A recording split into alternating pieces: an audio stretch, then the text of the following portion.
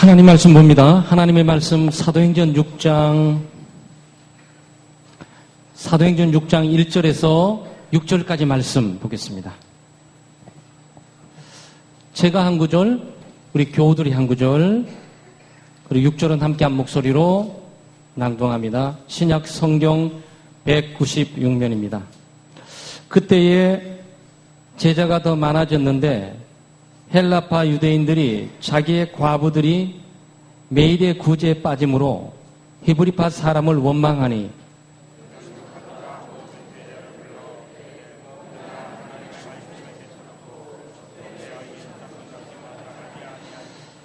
형제들아 너희 가운데서 성령과 지혜가 충만하여 칭찬받는 사람 7을 택하라. 우리가 이 일을 그들에게 맡기고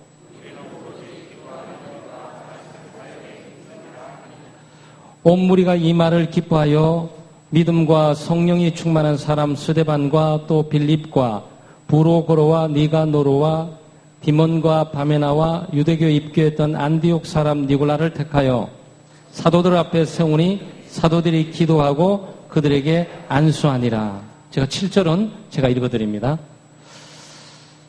아주 뜨거운 말씀이죠. 하나님의 말씀이 점점 왕성하여 예루살렘에 있는 제자의 수가 더 심히 많아지고 허다한 제사장의 무리도 이 도에 복종하니라 그랬습니다.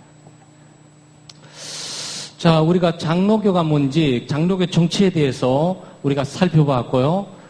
장로교 가운데 장로교는 무엇보다도 우리 공동의회에서 장 30명당 한 분에 해당하는 장로님을 선출해서 뽑게 되면 그 장로님이 교인들을 대표해서 당에 와서 결의권을 행사를 하게 되고, 목사님은 공동회에다 갑자기 나타난 것이 아니고 목사님은 노회에 있다가 노회가 파송하고 이 공동체가 청빙을 통해서 공동체 투표를 통해 또 당에 오고 그렇습니다. 그러니까 교인의 대표와 교회 대표가 만나가지고 당회를 이루고 있는 거죠. 그래서 지난주에 우리가 공동의회가 뭔지를 살펴봤고요. 여러분 공동의회가 뭔지, 어떤 의결기관인지, 어떤 보고를 받는 공동체인지를 보았고, 또 당회를 살펴봤어요. 당회가 어떤 기능을 하고 무엇을 하는지 살펴봤는데, 오늘은 우리가 재직회를 좀 잠깐 살펴봅니다. 재직회를 살펴보고, 그 다음에 목사님은 뭐 하는 사람인지, 집사님은 뭐 하는 사람인지, 또 장로님은 뭐 하는 사람인지, 권사님은 뭐 하는 사람인지, 이걸로 해서 우리가 재직 세미나 겸 새롭게 시작하는데 교회 구조, 조직, 교회 정치, 직분에 대한 역할, 사명, 이 부분들을 우리가 헌법적으로 좀 이해하고, 그 다음 나머지는 우리 하나님의 말씀에 의해서 성령의 충만함과 말씀의 충만함과 은혜의 충만함과 은사의 충만함으로 각각 기능들을 하나님의 공동체에 잘 이렇게 배분해서 교회가 세워져 나가도록, 교회가 세워져 나가는 거예요. 그래서 재직회가 있습니다. 재직회라면 여러분이 우리가 1년에 5번 우리 교회는 모여요. 왜냐하면은 홀수달 첫째 주에 늘 이렇게 모이도록 하고 있습니다. 조직인데, 재직회는 지교회 담임 목사와 장로와 권사로 조직하되, 이거 뭐 빠졌죠? 집사님이 빠졌어요. 그렇죠? 그래서 헌법에 미싱이 있었던 거예요.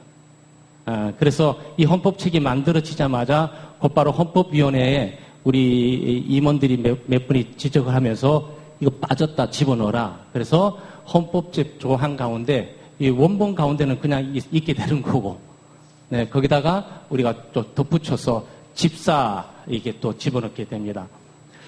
원래 있었던 거예요. 원래 있었던 건데, 이 책이 만들어지면서, 이 헌법책을 만들면서 헌법위원회에서 이 단어가 빠진 겁니다. 안수 집사가 빠져 있는 거예요. 그리고 집사님 섭섭하죠. 나는 재직들이 아니네. 왜냐하면 헌법에 보면은 장로 있고 목사 있고 권사 있는데 집사 빠졌네. 아니구나. 이게 아니고요. 집사 들어와 있습니다. 그러니까 헌법위원회에서 이 헌법책을 만들 때 이 조항이 빠졌던 거예요. 회장은 담임 목사가 겸무하고 서기와 회계는 본회에서 선정한다. 예, 본회에서 선정을 합니다. 그래서 우리 교회는 1년 또는 2년마다 한 번 또는 길면 잘 해서 어떻게 다음 이을 분이 없을 때 3년 정도에 우리 재직회 우리 서기를 이렇게 결정을 하게 됩니다. 그래서 우리 재직회 회계가 없죠? 회계가 없죠? 그러니까 우리 재직회가 원활하게 잘 기능들이 100% 돌아가고 있는 건 아니다. 여기 있는 거는 이게 뭡니까? 아주 100% 어떤 실효성 있는 조직을 말하는 거고 모든 교회가 모든 조직이 다 100% 다 활용을 하는 건 아니에요. 예를 들면 컴퓨터 있으면 컴퓨터를 100% 활용하는 분들은 없어요. 게임이 있어 게임을 100% 활용하는 사람은 없다고. 그렇지만 완전한 것은 이렇게 조직이 돼 있고 또 그렇게 활용할 수밖에 없게 된다. 당회는 교회의 임시 직원들에게도 재직계 회원권을 줄 수 있다. 이게 무슨 말이냐면은 우리 당회가 그러면 신방전도사님은 뭐고 교육전도사님은 뭐며 강도사님은 뭐고 저분들은 뭐지? 저분들은 재직이 아니에요. 그런데 교회가 이제 한 20명, 30명 이렇게 되게 될 때 그때는 기능들이 약하니까 목사님이라든지 당회라든지 또 노회 조직교회가 아닌 교회는 노회의 노회장이나 임시 당회장의 허락을 받아서 여기는 전도사님이나 여기는 강도사님이나 여기는 신방전도사님이 우리 재직으로 들어옵니다 라고 공포할 수가 있어요. 당회가 그 일을 할 수가 있다 그런 얘기입니다. 미조직 교회에서는 목사, 강도사, 전도사 등이 재직의 시무를 집행할 수 있다. 바로 그 의미에서 들어와 있는 거예요. 미조직 교회란 무슨 교회죠? 이제 여러분은 지역 교회에 익숙해야 되는데 미조직 교회란 목사님과 장로님이 안 계시는 곳이구나 라는 것을 알게 돼요. 목사님과 혼자만 있는 교회를 미조직 교회라 그래요. 장로교회에서. 장로교회에서 조직 교회가 되려면 목사님이 계셔야 되고 장로님이 계셔야 돼요. 그런데 장로님이 한 분만 있으면 목사님 한 분, 장로님 한 분 이렇게 있게 되면 조직교회는 조직교회인데 불완전 조직교회. 왜 불완전 조직교회죠? 우리 창대교회 교인들은 이제 이해가 되겠죠? 동의, 제청하는 사람이 없구나라는 분은. 목사님과 장로님 한 분 있는데, 자, 회의를 시작하겠습니다. 회장이 시작하면서, 자, 아무거나 제안이 있습니까? 그러면 장로님 한 분이 제안합니다. 그러면서, 제안합니다. 그러면서, 동의합니다까지 할 수 있어요. 제청이 없어. 장로님이 안 계셔가지고. 그러니까 회가 성립이 되지 못해요. 그래서 우리는 목사님 한 분, 장로님 한 분 있는 교회를 불완전 당회 또는 불완전 조직교회라 그럽니다. 그러니까 조직교회가 되려면 반드시 목사님 한 분에게 장로님 2분 이상이 돼야 되는 거예요. 그러니까 동의하시고 제청이 있습니까? 그러니까 A 장로님이 제안 동의합니다. 제청이 있습니까? 그러니까 B 장로님이 제청하십니다. 네, 그럼 가시면 예 주세요. 네, 그래서 회가 성립이 되는 거죠. 그래서 반드시 2분 이상이 돼야 된다. 그래서 그걸 조직교회다. 우리가 이렇게 얘기합니다. 그래서 보통 미조직 교회들이 많잖아요. 우리 노회 내에도 목사님만 계시는 곳이 있고 또 어떤 교회는 지금은 덜하지만 옛날에는 교육자가 많이 없으니까 장로님만 계시는 곳이 있고 그러니까 교회가 조직되어 있는 교회가 아닌 거예요. 하나님의 일들은 감당해 가고 있는데 조직교회에서 기능을 감당하기 어렵다. 미조직 사국 교회는 노회장이 당년진 당회장이 되어 재직기를 인도한다. 그러니까 예를 들어서 한 2, 3년 전에는 제가 2년 동안에 충북노회 노회장을 했어요.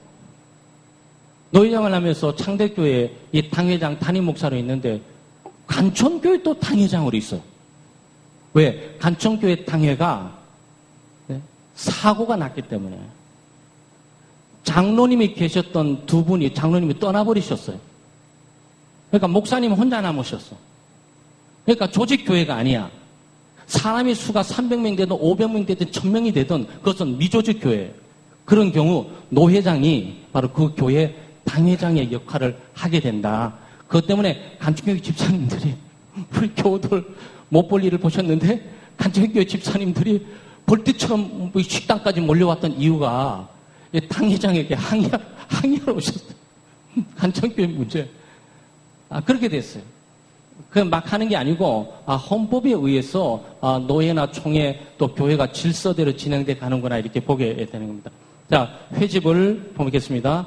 회집은 정규에 1년에 4회 이상 회집해야 되는데 우리 창덕교회는 5회를 하니까 헌법상 문제는 없고 결격 사유가 없어요. 그리고 재직의 회의록들이 날 이렇게 딱 정의되어 있으니까.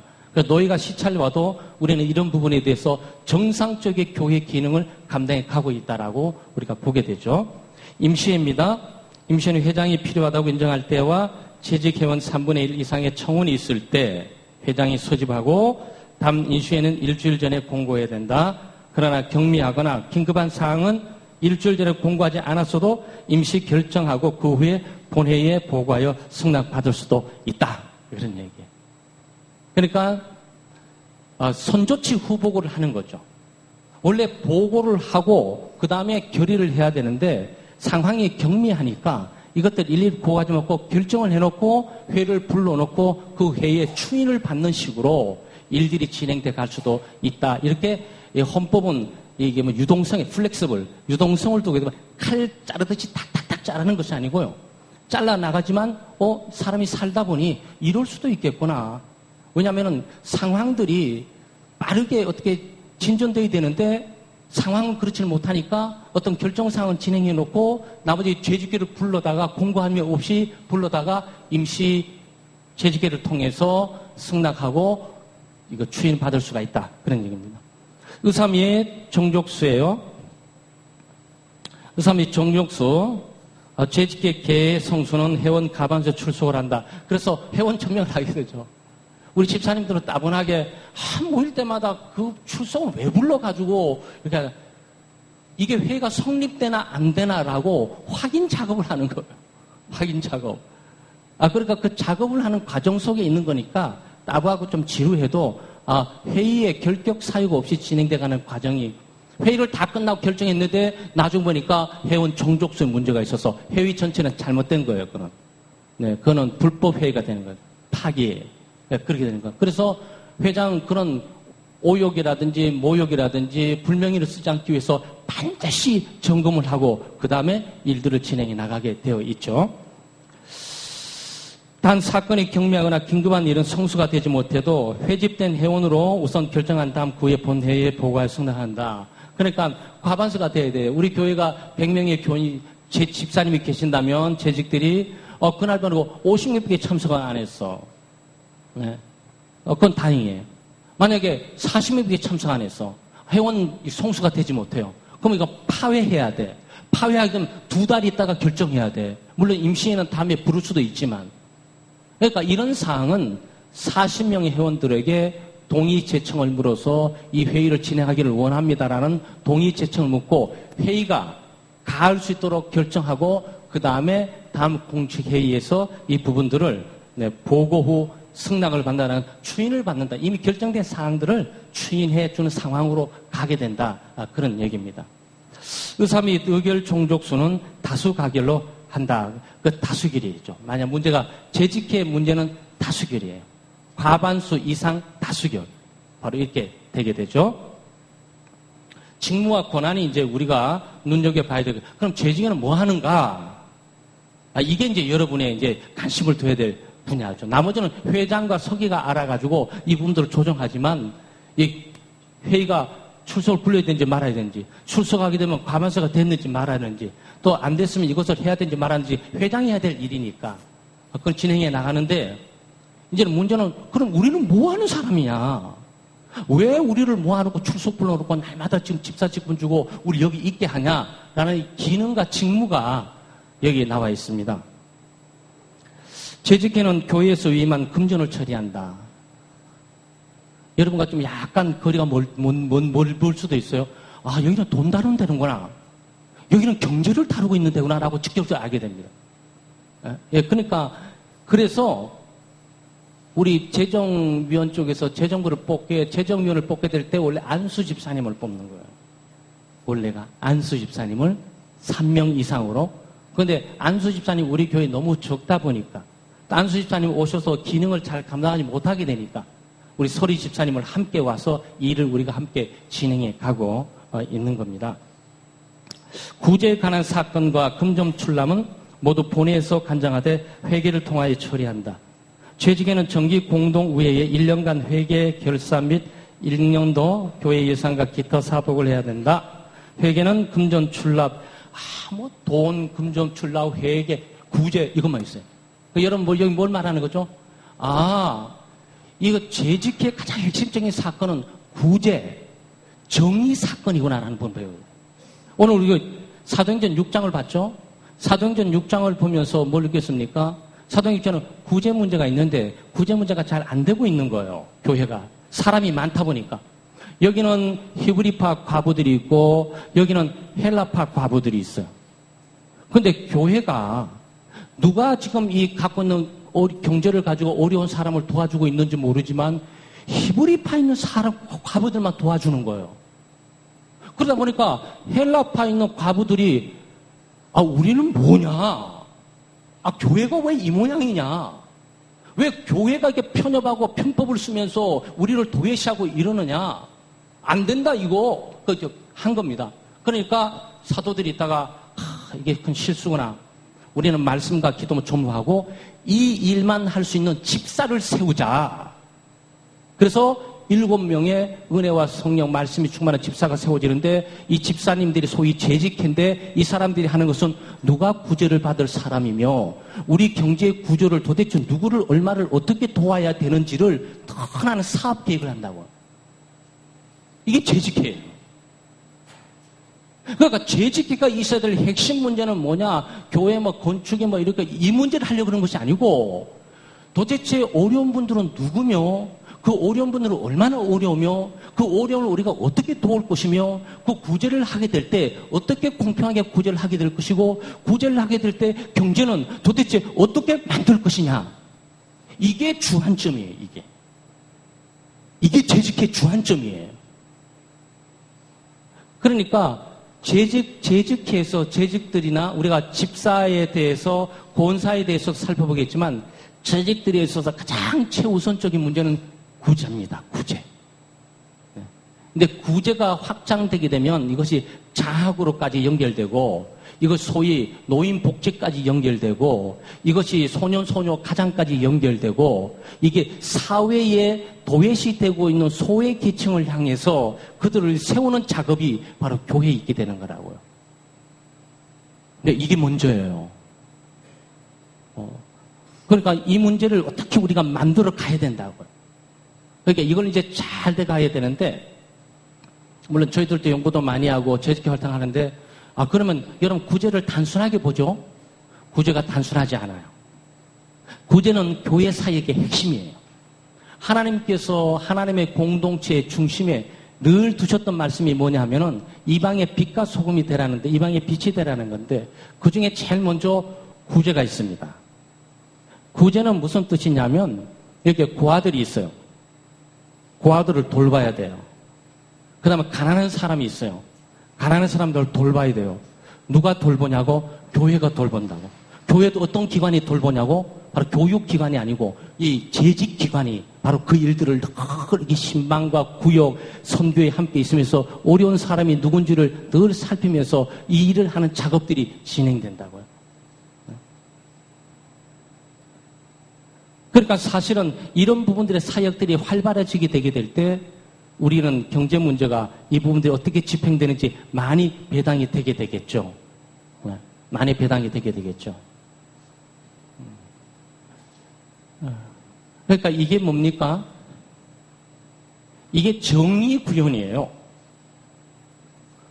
하나님께서 나는 정의를 원하신다. 호세아뿐만 아니고 하박국의 정의 사회, 정의가 강같이 흐르게 된다는 이 사회의 어려움들은 뭐냐면은 잘 사는 사람 잘 살고 못 사는 사람 못 사는 거예요. 잘 사는 사람은 못 사는 사람을 압제하고 억압을 해요. 이 사회. 그 사회는 신분, 지위, 차별이 굉장히 극심하게 해요. 그럼 교회는 뭐냐? 잘 살고 못 살아서는 안 돼요. 바로 이게 교회는 못 사는 사람들을 향해서 돕고 세우는 작업들이 진행되는 거고 그게 정의예요.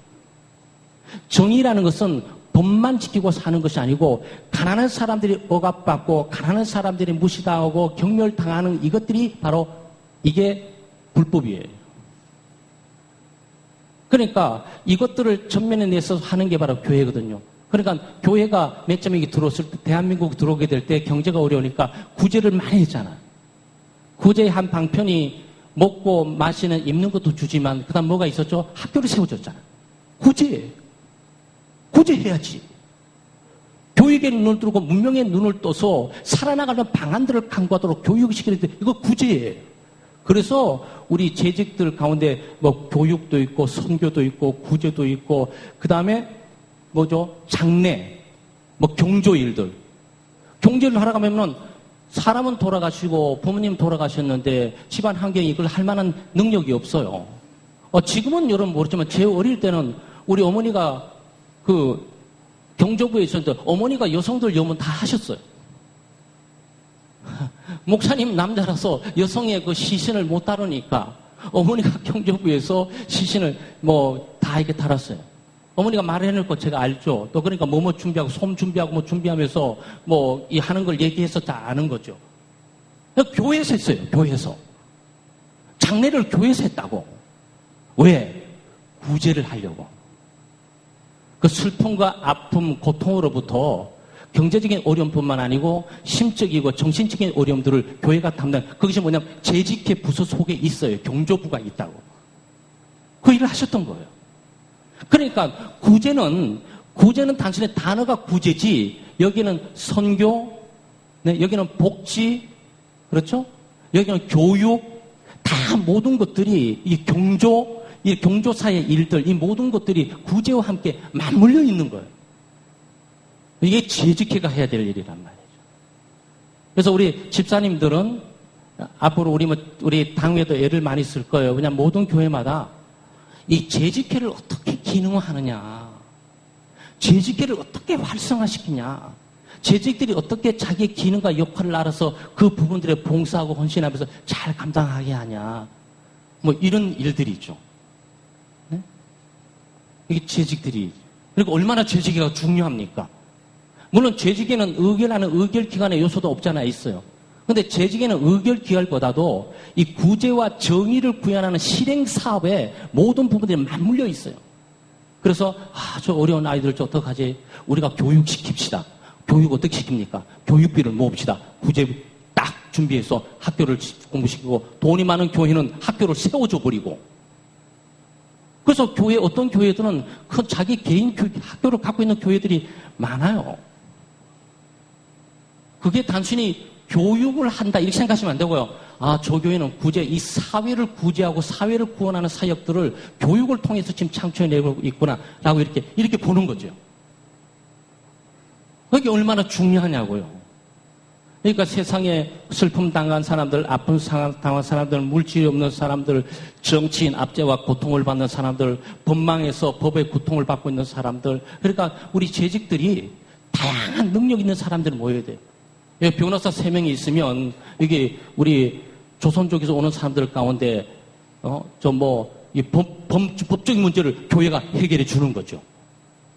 그건 사람이 있어야 하는 거죠. 우리가 외부에 변호사를 끌어다가 이렇게 고용할 수는 없잖아요. 집사님 가운데 주일 오시면서 변호사 집사님이 주일날 오셔가지고 그래서 한 서너 시간 동안 상담을 하면서 오늘도 몇 퍼센트 그게 다 구제예요. 그러니까 그런 것은 구제부는 곧바로 이민법을 해결해주는 구제부로 만들어지는 거죠. 또 아이들 교육이나 주일학교 교육이나 미래 아이들의 특수 교육이나 또는 또 천재 교육이나 이런 교육 부분에 대해서 또 관심 있는 교육 집사님들이 계시면 뭐 학교 교장이나 선생님 되시면 이 교회는 교육을 좀 해야 되는데 그럼 교육 이 모든 부분은 경제와 직결돼 있어요, 여러분. 잘 보세요. 모든 부분들이 돈과 연결돼 있다고. 그러니까 여기 지금 헌법에도 돈, 재정, 경제, 출입, 출납 이거 계속 나온다고. 이건 돈 얘기하려고 그런 것이 아니고요. 그래서 이 재직들에게 회계가 여기 있게 되는 거고 집행에 나가게 되는구나. 그러면 우리 장로님들은 뭘 합니까? 바로 이 집사님들이 각 부서마다 재정들이 투입됐으니까 재정들이 올바로 되고 있는 나라가 감사 또는 감독 또는 지시를 해야 되는데 집사님들이 그걸 잘 못하니까 우리 장로님들이 다 갖고 있는 거예요. 우리가 갖고 있다고. 왜냐하면 집사님들이 교회 나오기도 어려워.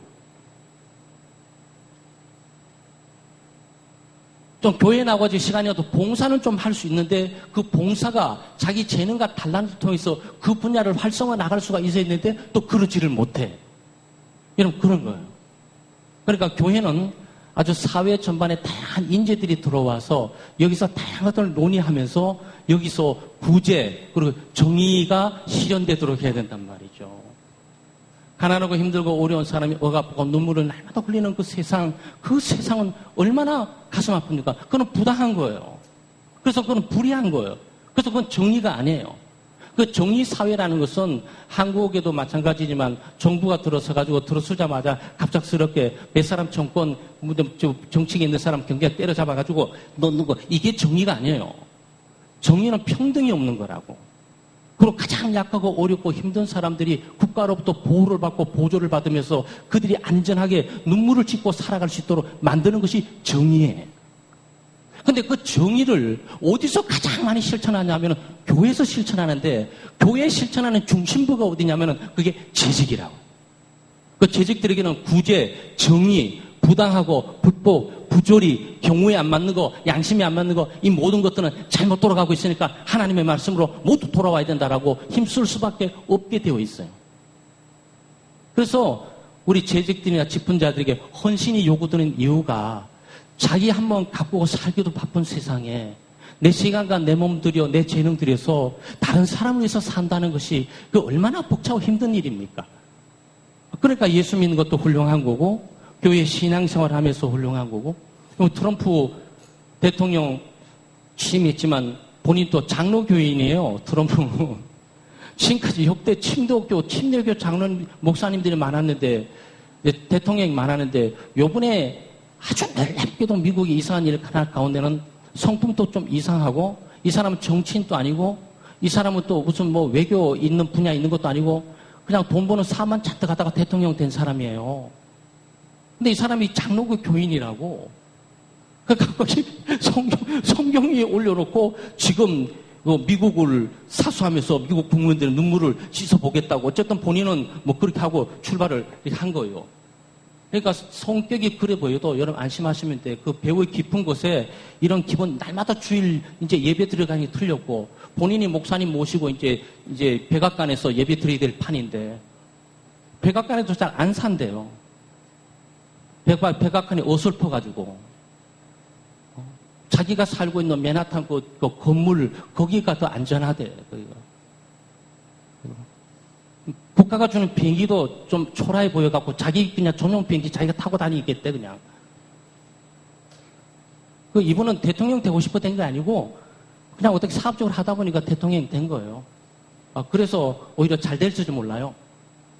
뻔히 읽히잖아요. 정치적으로 대한민국, 중국, 러시아, 일본 뻔히 읽히는 수는 이쪽 정치적으로 뻔히 읽어요. 그런데 이 사람은 읽히지가 않아. 그래서 무서운 거예요. 아마 미국이 강력하게 주관할 수 있는 사람이 이 사람일 수도 있어요. 이게 이상한 얘기 같지만. 개인적으로 마음에는 잘 안 들어요. 장로교인이라고 마음 드는 게 아니고 워낙 성품이 그냥 이렇게 차별화되는 얘기들을 너무 많이 하기 때문에 동조할 수 없는 게 너무 많아요. 그리고 늘 불안해요. 뭔가 일이 터질 것만 같다. 일이 터질 것만 같아 저거. 그런데도 어떻게 보게 되면 지금 전부 숨죽이고 있잖아. 러시아가 지금 로브콜을 보내면서 어떻게 하든지 트럼프를 만나려고 지금 전부들 왜냐하면 천방지축이라서 어디 튈 줄을 몰라. 그게 정치에서 제일 무서운 거예요. 수가 안 읽히는 거예요. 수가 안 읽히는 거죠. 뭐 어떻게 여기까지 왔는지 모르지만 어떻게 재직회는 이 구제, 정치와 별다른 단어가 아니고요. 구제, 정의와 함께 맞물려 있다는 것을 꼭 기억하셔야 돼요. 우리가 구현한 사회 정의는 뭐 법적으로 문제인 사람 처벌하고 이게 아니고요. 부당하고 어렵고 힘들고 가난하고 소외되고 연약하게 입장에 태어난 모든 조건의 사람들이 살아남을 수 있도록 그들에게 이게 밑바탕이 되고 그들의 힘이 되고 밀어주고 끌어주는 역할들을 해야 된다는 거예요. 그게 정의사회 구현이에요. 자, 우리 직분을 이제 목사님이 뭘 하고 장로님이 뭘 하고 집사님이 뭘 하고 이제 우리가 교회에서 공동회에 당회 그다음 재직회 이렇게 봤어요. 그다음 목사 우리가 장로 그다음 재직 도대체 뭐 하는 사람일까? 목사는 그 목자입니다. 목자. 그래서 영어로는 좀 두 가지가 있어요. 영어로는 두 가지가 있는데 이 전자가 좀 더 유리해요. 하나는 패스터라는 패스터 그 소위 들판에 양떼를 기르는 그 목양을 하는 사람을 이 패스터 그래서 목사라 그래요. 근데 이 목사가 단순하게 그냥 어리버리하면서 종교적인 사람으로 남아있는 것이 아니고 정치, 사회, 문화, 경제, 성경을 통해서 지도하는 소위 교양과 지식의 지도력이 있는 사람으로 있기 때문에 그 사람을 레버런드 그래서 REV 이거 약자로 레버런드 존경받을 자라고 이렇게 합니다. 그래서 사회적인 신분이에요. 대한민국은 안 통하는데 이 해외는 통해요. 목사님이 교회만 여기 있잖아요. 근데 외국 사회는 이 사회에 가게 되면 국회의원도 목사님을 찾아오게 되고 대통령도 목사님을 찾아오게 되고 그리고 기도 받으려고 이 선이 분명해요. 대통령이라고 막 그냥 뭐라 그럴까 주례를 서주고 막 국회의원 절대 못 씁니다. 그 수리줄 사격이 없어요. 그러니까 미국에서는 사람이 태어나게 되면 그냥 출생신고를 하면 안 받아주고 목사님이 이 사람이 세상에 태어났습니다라고 사인을 해줘야 출생신고가 받아진다고. 대단하죠? 그러니까 목사님의 사인 없이는 태어난 것이 인정이 안 돼, 이 사회는. 그 다음 결혼을 해야 되잖아. 사람이 짝을 만나서 시작해야 되는데, 목사님이 주례를 안 서주면 이 가정이 성립이 안 돼. 그래서 목사님이 주례를 쓰고, 그 결혼 있는 거 있죠? 서로 사는 거기다가 사인을 해줘야 그걸 들고 가가지고 시청에 가지고 등록을 내야 시청이 이분이 주례를 했구나 목사님이구나 그래서 이 결혼이 성립이 돼서 받아들여 대통령 사인한 걸 안 받습니다. 대통령이 사인은 뭐 미사비부터 때려라고 그때 써야 되는 것이지 결혼할 때 쓸 수 있는 그 기능이 아니에요. 근데 이 기능이 미국에는 분명하게 북미 쪽에는 구분이 돼 있어요. 그래서 레브런드라는 거죠. 그러니까 대통령이 뭘 하게 될 때 잘 안 되니까 그 빌리그람 목사님 모셔다가 목사님 어떻게 하면 좋겠습니까? 목사님 성경 꺼내가지고 딱 사무엘 열왕기 상하에서 왕들이 이렇게 쓰니까 대통령이 이렇게 하시는 게 하나님의 뜻입니다. 받든지 안 받든지 믿음으로 알아서 하시고 기도하세요. 그리고 가주는 거죠. 근데 우리는 이제 여기는 이제 뭐 세상 일 벌어지게 되면 목사가 뭘 알겠어 하면서 제쳐놓고 자기들이 다 하는 거지. 목사가 그 일을 아는 게 아니고 하나님의 말씀을 통해서 그에 관계된 일들의 지침과 방향, 원리를 제시해 주는 거죠. 그래서 목사의 말이 아니고 하나님의 말씀이니까 이것이 살 길이고 이것이 정치 방법이고 이것이 경제 방법이고 이것이 구제하는 거고 이것이 사회적인 실행이고 이것이 삶의 목표입니다. 살든 말든 하는 것은 당신이 알아서 할 일이고 내가 할 역할은 거기까지. 그 사람들은 목사의 말을 듣는 건 아니죠. 그렇지만 거기에 귀를 들으면서 그 레버런드 그 존경할 자라는 의미에 대해서를 갖고 있어. 그게 목사예요. 그러니까 우리 외국에서는 많이 보통 학생들이 보통 있으면 추천서 받으러 많이 와요. 거의 우리 학생들 거의 추천서 다 좋은 학교 가기를 원하면 목사님 추천서를 빈다. 목사님이 또 막 써줄 수는 없잖아요. 그러니까 그 목사의 그 추천서가 정직하게 쓰는 거기 때문에 우리는 그 추천서는 또 쓰게 되면 우리는 다 보고 자기가 가지고 가. 그거 참 민망해요. 근데 외국은 그런 게 없어요. 추천서를 딱 쓰면 개인은 절대 볼 수 관계된 사람 아무도 못 봐요. 그 추천서를 원했던 그 기관의 담당자만 이 추천서를 보게 돼 있어요. 그래서 그것만 딱 보고 딱 어느 정도 상황을 하게 되죠. 그러니까 외국 유학을 가게 될 때 저의 추천을 받으세요. 그러면 유리합니다. 여기 한국보다는 유리해요. 그 사람들은 이게 패스터, 이 레버런드, 이 사람이 뭐 하는 사람인지 알기 때문에 도덕성과 정직성, 리스판스빌리티, 책임감, 신실함, 이런 것, 정의, 이런 거에 대해서 얼마나 보증하는지가 여기 걸려 있다고. 그거는 밖에 걸려 있는 것이 아니고 여기 걸려 있는 거죠. 목사 자랑만 잔뜩 한 것 같은데 목사가 참 힘든 직업인데요. 네. 자, 복음의 제사장, 그리스도의 종, 감독과 장로, 그 다음에 교사, 청지기, 네, 이렇게 되어 있습니다. 안 넘어가네요? 네, 교사, 청지기, 7가지 그 명칭을 가지고 이 직분을 감당하게 되죠. 그러니까 제가 목사 데려가 아무나 얘기를 못해요.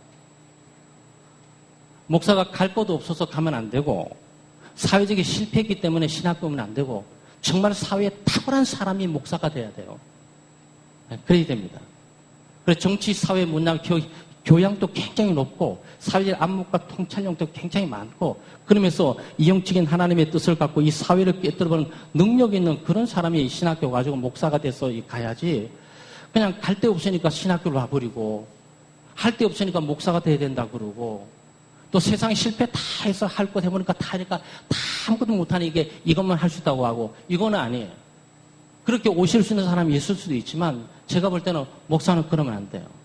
목사는 굉장히 영리하고, 또 똑똑하고, 또 선한 판단력과 이 지략과 또 이게 멀리 보는 안목도 있어야 되고, 이래야 됩니다. 우리 같은 사람도 많이 부족하죠. 물론 열심히 훈련받고 노력하면서 가야 돼요. 그러니까 평생 공부해야 돼요, 평생. 평생 공부해야 돼요. 그게 참 어려워요. 그게 큰 숙제입니다. 왜냐하면 성도들에게 늘 상담을 할 때라든지 말씀을 전할 때라든지 또 뭘 할 때마다 이게 바른 것인가? 내가 올바른 말하는 것인가? 좀 이 사람과 이 사람의 생애에 정말 이것이 올바른 지침이 될 수 있는 것인가? 말하는 데 잘못했다고 사람 죽이잖아요. 그러니까 그게 뭐 어떻게 되냐고. 그러니까 말하기가 두렵고 조심스럽죠. 그래서 제가 설교할 때도요, 성경 보고 또 보고, 그 본문 보고 또 보고, 가만히 있어. 정말 맞나? 또 보고 또 보고, 몇 번 확인을 해요. 다 얘기했는데 그게 성경 말씀이 아니야.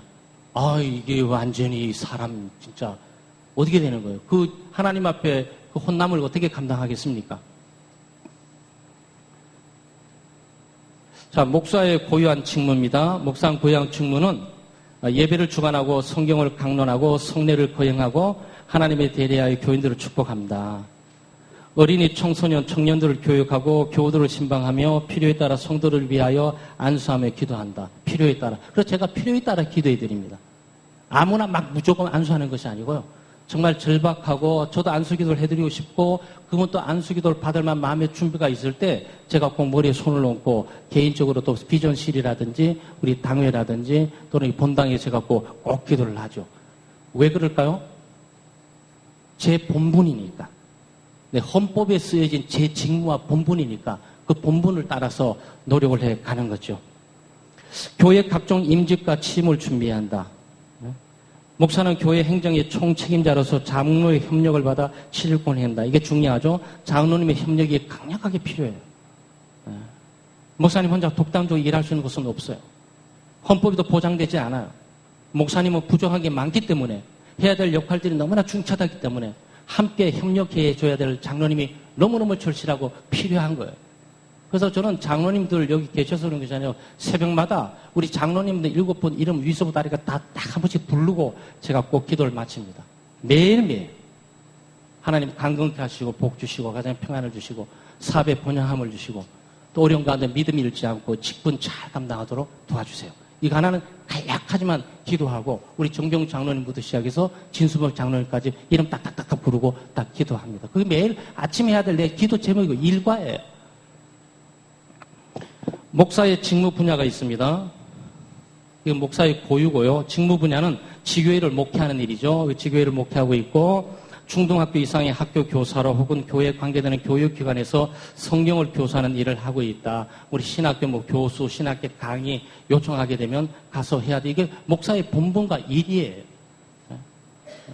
요번에도 좀 대수있으면 저는 교회에 집중해서 많이 빠지기를 원하고 또 그렇게 알고 계시고 어른들도 알고 또 총회도 알고 해서 김 목사가 깨를 부리는 게 아니라 교회를 돌보러 저러나 그러는데 또 신학교에서 이번에 저 전공과 특별히 관계도 없는 목회학 강의를 꼭 해달라고 교단 신학교 목사님이 꼭 계셔야 된다고 그래가지고 그래 이번에 또 할 수 있는 목회학 하나 그래 이 헌법에 의해서 제가 할 수 있는 바운더리를 좀 하려고 노력을 합니다. 왜냐면 그 거절하고 할 수 있는 거절하는 거 하루 이틀이지 너무 그러니까 뭐 뻐기는 것도 아니고 이게 좀 이상해지더라고. 기타 기관에서 복음 사역하는 일을 합니다. 이게 목사의 직무 분야예요. 그 목사가 개교의 목표를 하면서 교회에 소속되어 있는 중학교에 있으면 중학교 또 교장님이 됐어요. 어린이 학교 갔으면 어린이학교 교장이 있어요. 그러니까 교육 부분에 거기 가서 또 관여해가지고 거기 또 행정이나 또 교육 시스템 이 부분들을 또 감독 지시하고 인도해 가게 되는 거죠. 네, 이 일을 해야 돼. 그러니까 얼마나 바쁘고 건강해야 돼, 건강해야 돼. 아, 요번에 이 3주네, 딱 3주야. 막 주3 거의 매일 맞다시피 하고 감기 약문데 웬 기침이 이렇게 안 떨어지니 몰라요. 그 제가 원래 처음 알았어요. 아유, 우리 김목봉 장로님 늘 못 오셔서, 야, 정말 저렇게 몸이 불편하고 힘드시나 하더니, 이 감기 자체가 굉장히 복잡하고 힘들더라고요. 어른들이 더 힘들었을 거다라는 생각이 확 공감대가 와닿더라고요. 네, 장로님이십니다. 장로님이신데, 예, 장로님 시무장로, 예, 하는 거죠. 네, 장로님의, 이 하시는 일이 있어요. 칭호와 그 직무죠. 교회 신령적 관계를 총찰한다. 7위 장로는 교인의 선출을 받은 교인의 대표자로 목사와 협동하여 행정과 권정을 행하며 지교회 혹은 전국교회 신령적 관계를 총찰한다. 지교회 혹은 전국교회에게는 우리 장로님 가운데 노예 임원이 되신 분이 계세요. 우리 교회 장로님 가운데.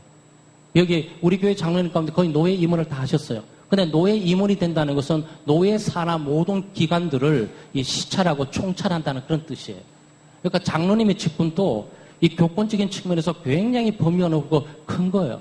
그러니까 지교회만 있을 수가 있는데 이 장로님의 신령한 총찰이 단순하게 이렇게 지교회뿐만 아니고 노예를 하다 보니까 노예에서 저 장로님을 우리 노예 임원으로 뽑으셔야 되겠다면 노예 임원이 되니까 노예 임원으로서 노예 산하 많은 교회들을 관장하고 관리하고 시찰하고 총찰할 수 있는 위치에 오게 돼 있는 거죠.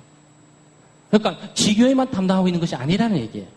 사실 이것 때문에 제가 우리 장로님들이 노예 일들 총회를 하게 될 때 이 교회가 빈자리가 많이 있을 수 있어도 그것들 할 수밖에 없고 그것들 박수치면서 격려할 수 없는 것이 이것이 헌법상 신령한 총찰 문제에 포함되어 있으니까 그 직무를 감당하기만 바랄 뿐이죠.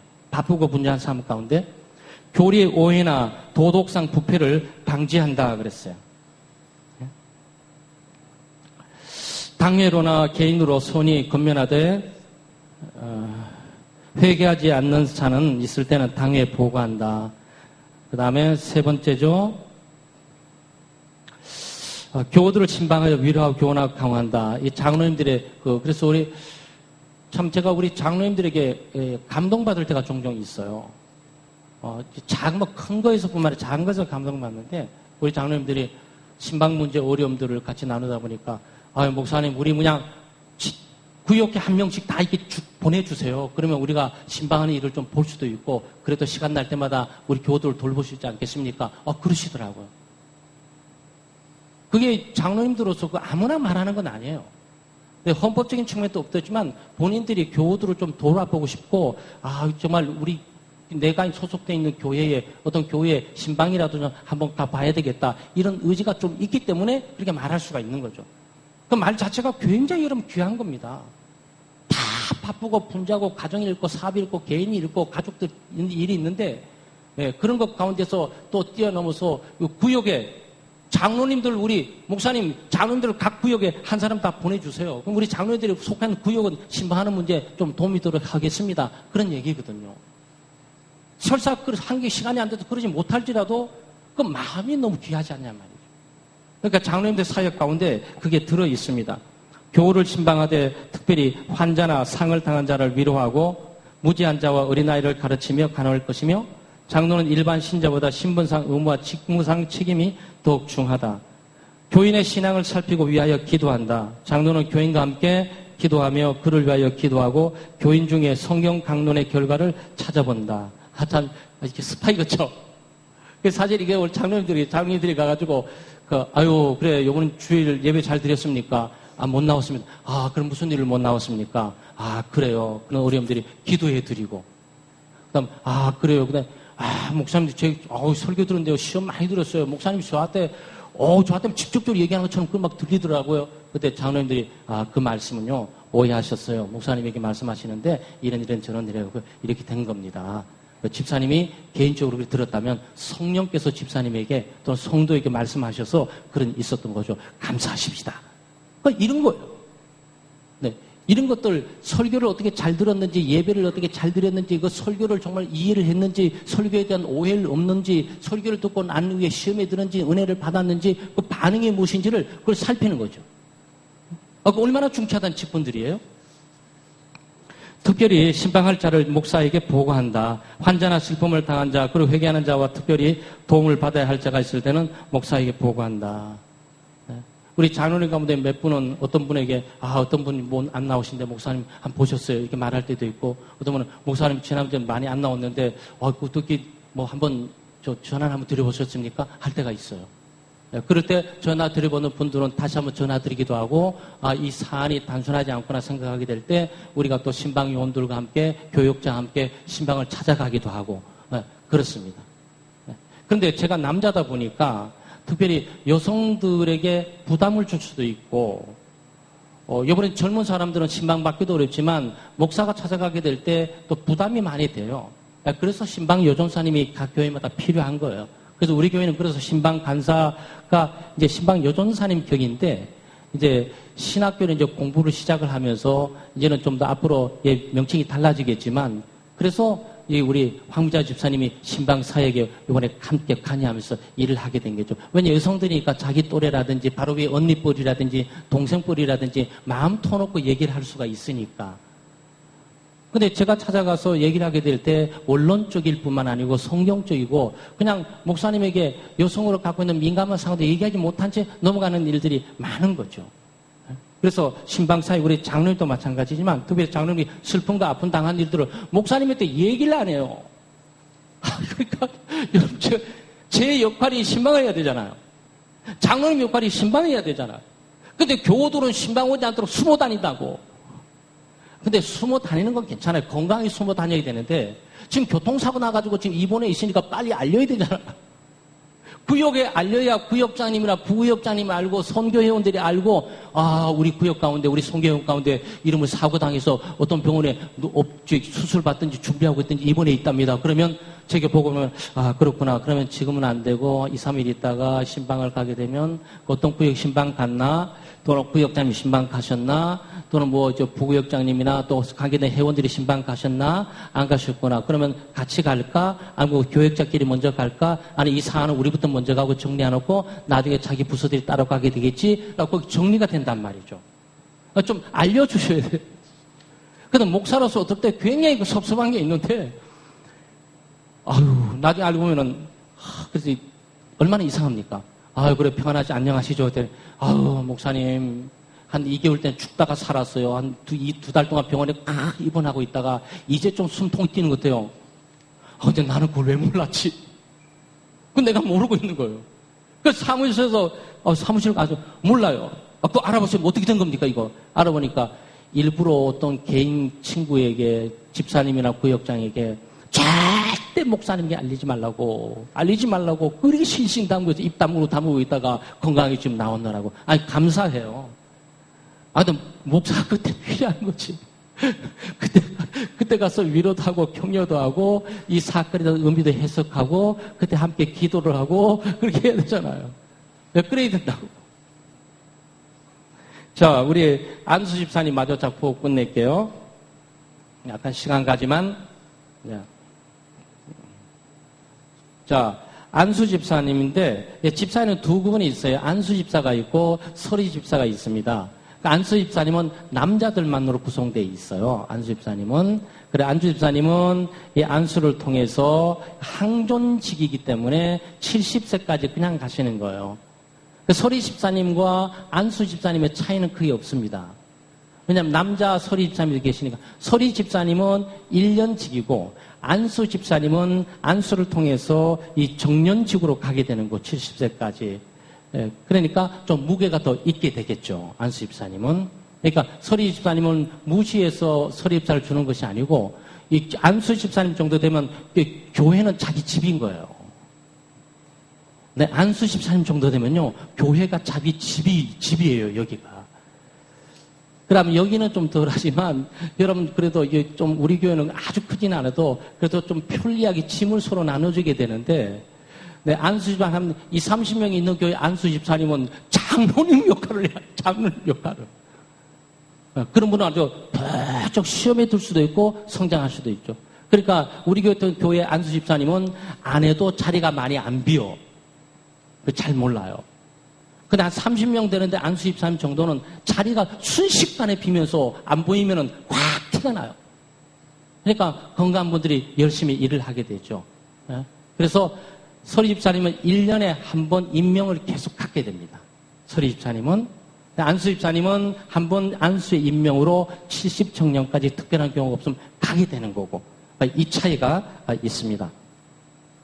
안수집사의 의무와 이게 뭐죠? 이거 성경 구절을 써놨구나. 네. 안수집사의 직무가 이게 중간에 빠진 것 같아요. 네, 어쨌든 안수집사는 교인의 선거와 목사의 안수를 받아 교회 항존직 일꾼으로 선임된 자이다. 안수집사는 죄짓게 회원이 되어 당의 감독 아래 교회 봉사와 환난당한 자의 위문과 교제에 힘쓰며 바로 환난당한 자, 교회 봉사, 환난당한 자, 위문, 위로죠. 봉사의 사역, 위로의 사역, 구제 사역, 좀 더 하나 덧붙이면 정의의 사역을 하면서 감당하는 교회 헌금을 관리를 한다라고 되어 있어요. 그러니까 안수 집사님이 교회 헌금위원인 거예요. 서리 집사님이 능력이 없다는 게 아니고 거기에 헌금을 모아서 시험 들어. 헌금을 다루면서 시험 들어요. 뭐 헌금을 중간에서 가져간다는 뜻이 아니라 이 집사님은 이렇게 헌금 많이 하는데 우리 아내는 뭐 하는, 남편은 뭐 하는, 이 비교를 하면서 시험이 들어요. 야, 나는 한다고 해서 이번에 무슨 헌금 때 20만 원 했는데, 와, 안수 집사님이, 5만 원밖에 안 했네. 이거 뭐지? 시험 들어. 그래서 여러분, 그 시험 드는 무게 때문에 사실은 그 일을 감당하지 않도록 하고, 안수 집사님이 주인격으로 하게 되기 때문에, 우리 안수 집사님 되는 부분들은 정말로 헌신하셔야 돼요. 네, 이 재정을 관리하고 재정을 딱 보면서 재정의 부족과 어려움들을 위해서 기도하기도 하고 또 이런 분에 시험 드는 것이 아니고 이런 부분에 대해서 조심스러운 어떤 동료, 격려들이 필요한 거죠.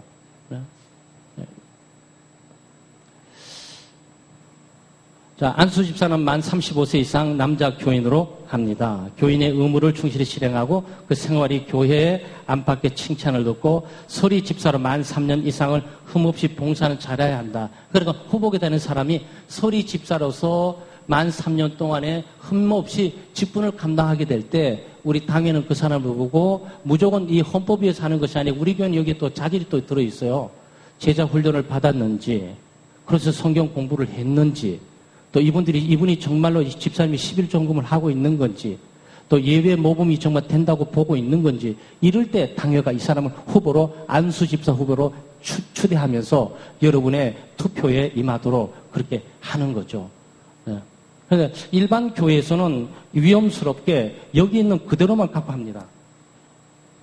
그러니까 교회 오고 서리 집사 3년 되고 난 다음에 곧바로 안수 집사 가기 후보를 있는데 잘 되지도 않지만, 네, 그런 과정보다도 우리 교회는 좀 더 그 부분들에서 약간 좀 세련된다 그럴까요? 나하고 보강되어 있다고 보시면 돼요.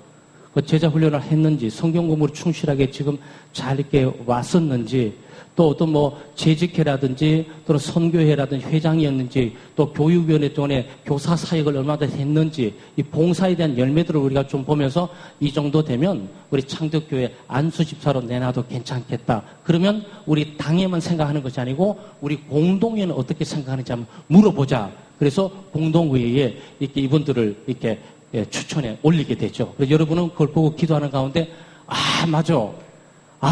저분 우리 교회 안수 집사감이야. 저분은 교회 지켜야 돼. 이렇게 여러분이 안수 집사로 뽑게 이렇게 되게 됩니다.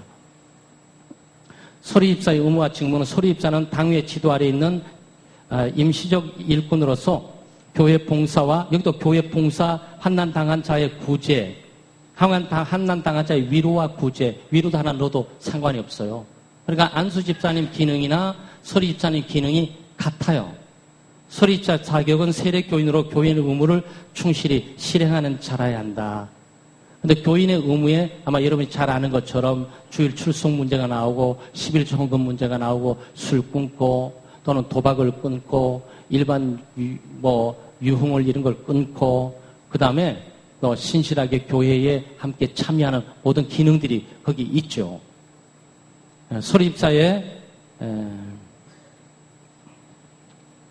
선정과 임기는 설립자는 당회나 목사가 선정하여 임명하며 그 임기는 1년이며 봉사연한은 70으로 한다. 그러니까 똑같이 70세 청년인데 1년마다 임명을 하게 되고 안수 집사님은 한번 안수 집사로서 매해 임명 없이 70세까지 하게 되고 정년은 70세예요. 그러니까 71세가 되는 경우는 이제 집사님에서 빠지게 되는 거죠. 안수 집사님은 은퇴 집사님이 되는 거고 설립 집사님은 그냥 일반 성도로 돌아가게 되는 거고 네, 그렇게 되게 됩니다. 자, 마지막으로 권사님 간단히 포인트합니다. 권사님 당회 지도 아래 교인들을 권위하며 권위한다는 게 위로하고 격려하고 권면하는 걸 말합니다. 권사님의 역할은 권면이에요. 그 권사님의 역할은 입이 굉장히 중요하죠. 이게 죽일 수도 있고 살릴 수도 있고 화합시킬 수도 있고 싸움판을 만들 수도 있는 거니까 여기 말하는 것은 권면하고 권괴하면서 위로하는 일들을 해나가야 된다. 권사님들은 푸근해야 돼요. 푸근하게 따뜻하고 무엇인지 다 권사님 앞에서 말해줄 거 없고 말하고 싶고 또 가까이 가고 싶고 이렇게 푸근해야 돼요. 네? 그렇습니다. 각종 환난당한 신앙 연약하면 교인들을 돌보게 된다. 그래서 교인들을 돌보는 거죠. 집사님과 비슷하지만 좀 다른 점이 있다면 뭐죠? 이 권면의 사역이 많아요. 그러니까 권사님들이 신방하게 될 때 권면하고 위로하고 격려하고 환난당하고 어려운 사람들 연약한 교인들을 세우고 또 말씀으로 이렇게 붙들고 때는 기도해 드리기도 하고 이 일들을 이렇게 하게 되죠. 권사의 자격은 연령이 만 45세 이상 된 여자 교인으로 교인의 의무를 충실히 실행하며 그 생활이 교회 안팎에서 칭찬을 듣고 서리 집사로 만 5년 이상을 흠없이 봉사하는. 아까 서리 집사에서 안수 집사는 3년인데 여자 집사님들이 권사로 오게 될 때는 5년 동안 서리 집사로서 충실하게 본인의 임무를 감당하고 보게 될 때, 저분은 45 이상이 되고, 저분은 권사 자격이 있다. 그런데 우리 창덕교회는 여기에 좀 더 보태서, 그래서 성경 공부를 했는지, 제자 훈련을 어떤 과정을 했는지, 선교에서 어떤 기능과 역할을 담당한 임원이었는지, 또 주일학교에서 어떤 봉사 헌신을 했는지, 이런 것들을 종합적으로 보면서, 그리고 11조 헌금을 하는지, 교회 출석에 대한 부분들은 어떤지, 나중에 상황이 바뀌어서 출석을 못하게 된다 할지라도 그 당시 정강 후보로 띄울 때는 최소한 기본 그런 조건을 가지고 여러분에게 띄웁니다. 그러니까 여러분 우리 창대교회가 권사님이나 안수집사 장로 후보를 띄울 때 전혀 말도 안 되는 사람 갖다가 너도 나도 없이 막 띄우지 않아요. 헌법에 의해서 45세 이상 된다고 하니까 40에서 100명 다 띄우고 그러지 않고 우리 당에서 이걸 걸릅니다. 누가 추천받아서 우리 공동회에 될 만한, 왜냐하면 여기 계신 분들이 교인의 대표로 와 있기 때문에 그 대표제 안목과 영적인 통찰력으로 이것을 함께 하고 이걸 나누면서 우리가 그것을 후보를 가지고 나오게 되죠. 그렇게 진행되게 됩니다. 권사의 임기, 선거 임기 참고하시고요. 3분의 2 이상 찬성을 얻고 안수집사도 마찬가지예요. 3개월 이상 당회, 안수집사는 6개월 이상. 권사정은 부정기 임시직으로 그 임기는 권사로 취임받은 교회에서 교족을 두고 심우할 때까지나 그 심우 연한은 만 70세로 한다. 그렇게 되는 거죠. 그러니까 권사님이 여기서 권사하다가 다른 곳에 권사가면 우리 교회 권사로 없어지는 거죠. 그렇게 되는 거예요. 근데 안수 집사님이 우리 교회 안수 집사님 우리 계서 다른 데에 가게 되면 그 안수 집사 직이 없어지지 않습니다. 그때 임용 증서를 가지고 창대교회 안수 집사였다라고 그 증명서를 가지고 가게 되죠. 물론 권사님도 증명서를 띄워달라면 증명서를 띄워줘요. 그러니까 부정기 임시, 정확하게 정기적으로 돼 있지 않았다면. 아까 항존직 문제를 얘기했죠. 항존직. 그렇죠? 목사, 장로, 안수 집사는 항존직이에요. 그러면 항존직이나 뭐냐면 한 번 목사는 영원한 목사냐? 아니에요. 그걸 말하는 게 아니에요. 교회가 세워지게 될 때 없어서는 안 되는 직분, 다른 직분은 다 없어도 되는데 이 직분만은 없어져서 안 되는 거야. 영구히 교회가 있는 동안 영구히 고정되어 있는 직분, 목사가 있어야 되고 장로가 있어야 되고 집사가 있어야 된다. 그럼 권사는 없어도 돼야 되는 말이냐? 네, 성경은 권사는 없어도 된다. 그래서 부정기 임시직이에요. 그렇지만 교회 상황에 따라서 성숙된 여성 성도들을 안수해서 안수 집사로 세울 수 없으니까 바로 이 사람이 안수 집사 이상으로 보고만 일을 할 수 있다고 생각해서 권사로 부정기 직의 임시직으로 임명을 하게 되는 거죠. 근데 그 임명은 바로 어떤 교회는 목사님이 자기 스스로 권사를 임명해요. 아유, 집사님 몇 년 되셨어요? 5년 되셨어요? 아유, 내년에 권사를 임명할게요. 막 목사님이 막 그냥 권사직을 다 주는, 그럴 수 없어요. 권사직도 공동의회 투표를 통해서 오게 돼 있어요. 권사직도 목사님 막군이 아니라 우리 당회에서 후보를 잘 선정해서 올리면 공동의회에서 그 사람이 누구냐를 찍어댈 때 공동의회에서 나온 그 표에 따라서 아, 이 사람은 역시 하나님께서 우리에게 주신 직분자다라고 확인을 하고 우리 당회에서 다시 한번 논의를 통해서 권사라고 공포하고 그 다음에 임직을 하게 되죠. 임직식을 통해서 공포를 하게 되죠. 네, 그렇게 됩니다. 그러니까 우리가 생각하시면 돼요. 딴 거보다도 뭐 다른 거 다 잊어보다 우리 집사님이 우리 재직회에 대한 기능뿐만 아니고 목사는 목사직이 다 고유 있고 장로는 장로의 고유직이 있지만 우리 재직들이라 하면 집사님과 권사님들은 구제 사역의 핵심이구나. 그 다음에 구제 사역보다 위로하고 격려하고 하는 이 권면과 격려의 사역이 그 다음 오는 거구나. 네? 그 다음에 이 정의 사역 모든 것들이 공평하게 잘 진행돼 갈 수 있도록 이 조직적으로 배치해 나가는 게 중요하구나 라는 부분들을 보게 됩니다. 그러니까 결국은 뭘 하시는 거죠? 여러분의 주머니 털어서 여러분이 헌금하면서 여러분이 집행하고 여러분이 일을 해 나간다고. 아주 독특한 조직이에요. 세상에 어떤 조직도 자기 돈 받고 일을 하지 자기 주머니 털어서 내놓고 자 당신도 내놔 11조 뭐 감사한 거 내놓고 떼놓고 5천만 원 오케이 5천만 원 그럼 뭘 할래? 이거 하는 거예요. 이거 하는 거예요. 그러니까 여기 뭡니까? 대단한 사람들이지. 믿음, 몸, 마음, 시간, 물질, 자기 재능까지 투자해서 이 일들을 지금 돌아가면서 교회를 세워나가고 교회 기능을 만들어 나간단 말이죠. 사랑 여러분, 우리 창대교회 맡긴 직분들 귀하게 여기시면서 하나님의 구제, 또 선교, 또 우리 정의 사역들을 힘차게 해갈 수 있기를 소망합니다. 기도하겠습니다.